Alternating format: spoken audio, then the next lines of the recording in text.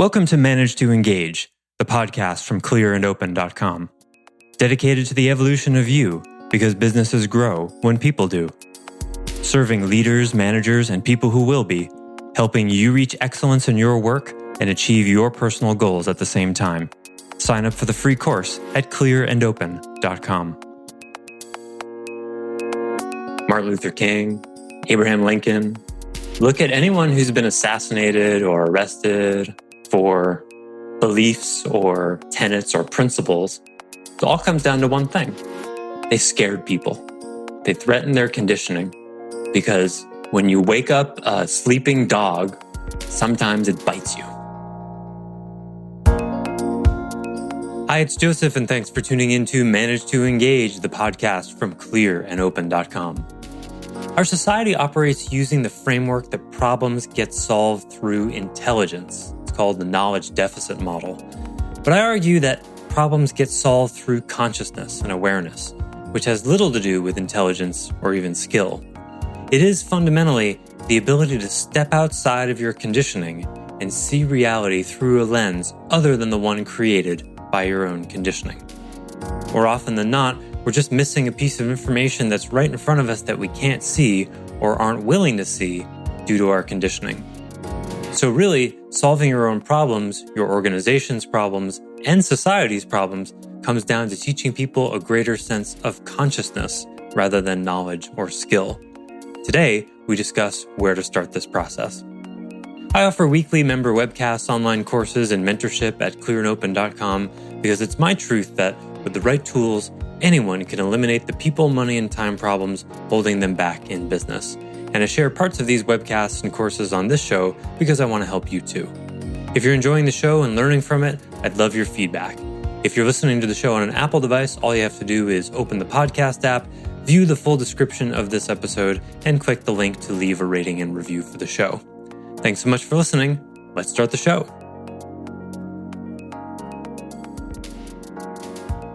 So where are people going to learn consciousness? In religion? In some aspects of spirituality, there's real consciousness work going on, but not in hardly anything mainstream. That's why I love that movie I slacked about, Come Sunday, because the Carlton Pierce, the bishop, not only first he has a revelation that there's no hell, or specifically that you don't have to be saved to not go to hell or whatever. He has this revelation that there's no hell. And then he does a sermon where he actually draws upon several verses from the Bible that back it up. And the Bible is completely contradictory if you choose, the verses from here and there. You can make a case either way. There's some places that say God saves everybody. There's some places that say that's not the case. Well, which is it? Obviously, you can't go by the scripture because it says both, right? If you're putting together a gas grill or something, and one paragraph says put tab A into slot B, and then the next paragraph it says put slot B into tab B into slot A, the opposite, you don't know which is right. You don't just choose one and go, well, I believe the first one. And that second one obviously is something else. You got to resolve that. You're putting the thing together, right? You've got to decide. And you have to also, as we all have, doubt the manual because there's some mistake in it, right? As we all do. Okay. This part of the manual is clearly not right. What's the next thing, the next thought you have? Well, the whole manual could be wrong. I've got to test every single bit of this thing. Why do people not apply this kind of critical thinking to scripture? It's no different. It's an instruction manual just like anything else that's been translated and retranslated and passed down like a telephone game for a really long time. So just like when, a Japanese guy with 5th grade English is the translator of your gas grill instruction manual, you might want to look at it with a little bit of a critical eye. All I'm saying requires some consciousness. But anyway, the reason I brought up that movie Come Sunday was because the idea of bringing to thousands of evangelical Christians in that case, suddenly, I mean, to be fair, Carlton Pierce did not do it in the smartest way. He was excited about there being no hell in his opinion, and the way he brought that was predictably going to be disastrous. But he was speaking to a group of thousands of people who all had been inside the conditioning and the belief that there's a hell, and then suddenly one day, from an authority position, said there isn't. What? Right? People freaked out. He lost almost everything. Why? Well, in content, you could say, well, he was no longer representing the tenets of the church. But why in context? People didn't want their reality challenged. I'm guessing. Yeah. That's why they got so upset. That's the source of the upset. Because what he did do was challenge the conditioning that he himself had been part of bringing to people. And so you get the backfire effect. So this is one of the reasons why religions tend to evolve very slowly, because there's so much conditioning in them. And you can't just change conditioning quickly without upsetting people, because that's the lens through which they look at reality. That's the lens through which they look at reality.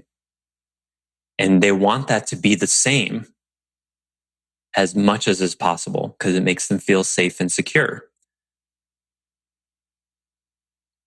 But life isn't safe and secure, which is why any set of conditioning that stays the same for a really long period of time, whether it's a religion, a philosophy, a spirituality, a form of government, a culture, and a business, any set of conditionings that stays the same is very attractive to people who are uncomfortable with fear and uncomfortable with change. But the role of a leader is to take in new information and challenge existing conditionings. Newton, Einstein, Pasteur.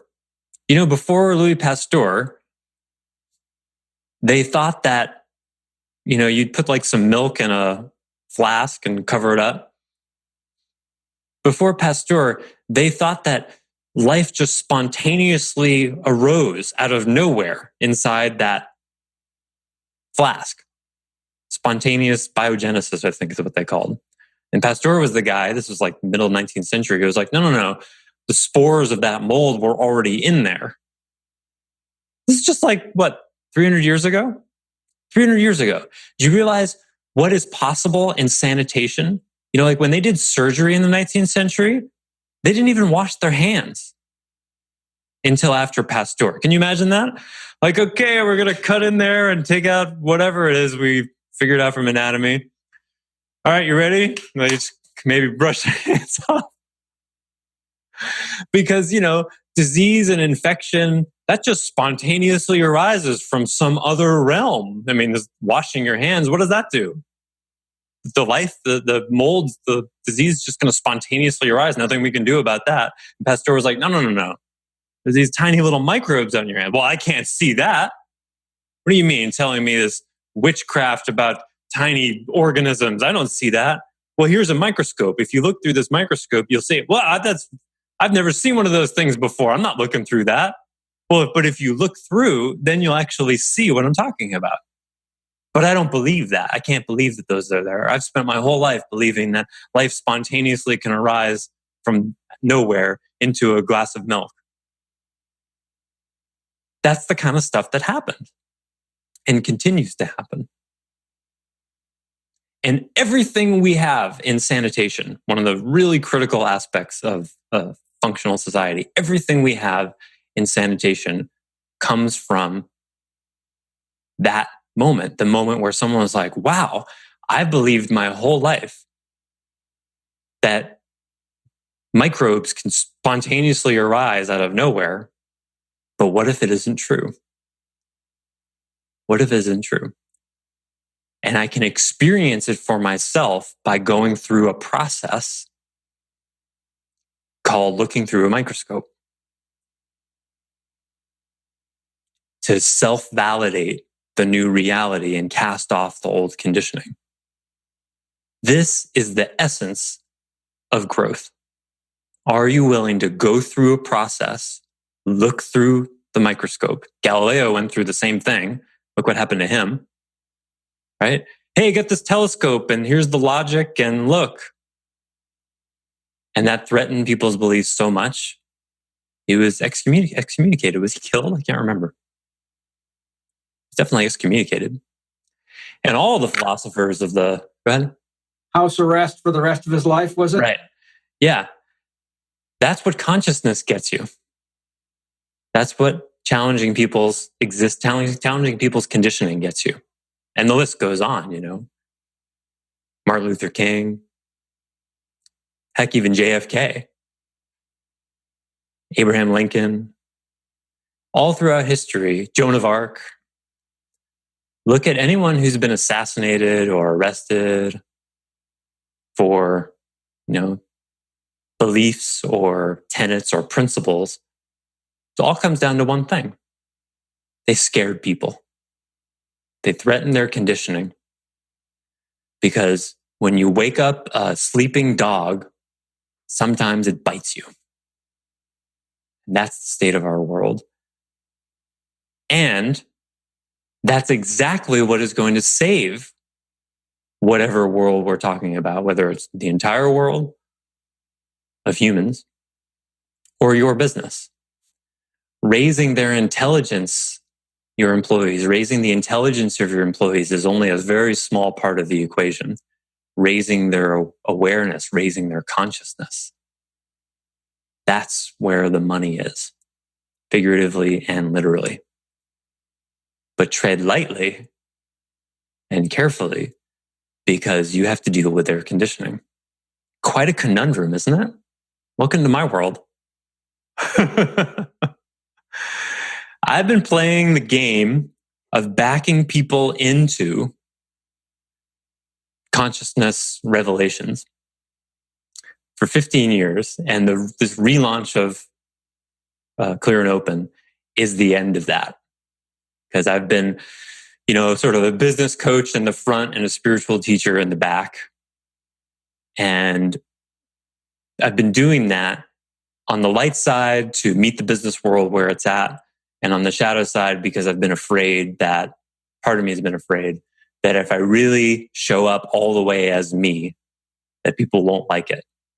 Which goes all the way back to my childhood conditioning of not fitting into my family and then not fitting into my peer groups and yada, yada, yada.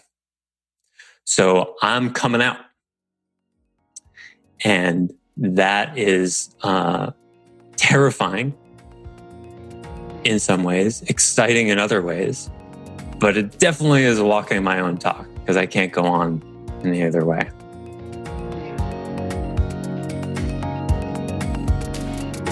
Thanks for listening to Manage to Engage, the Clear and Open podcast.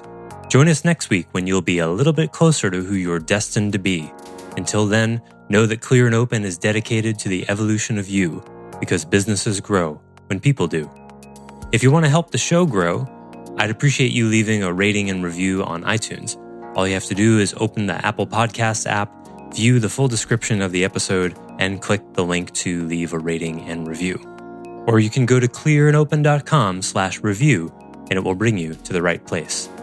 If you're looking for more support on your journey, head over to clearandopen.com for even more tools, articles, and free resources. Thanks so much for listening. Bye for now.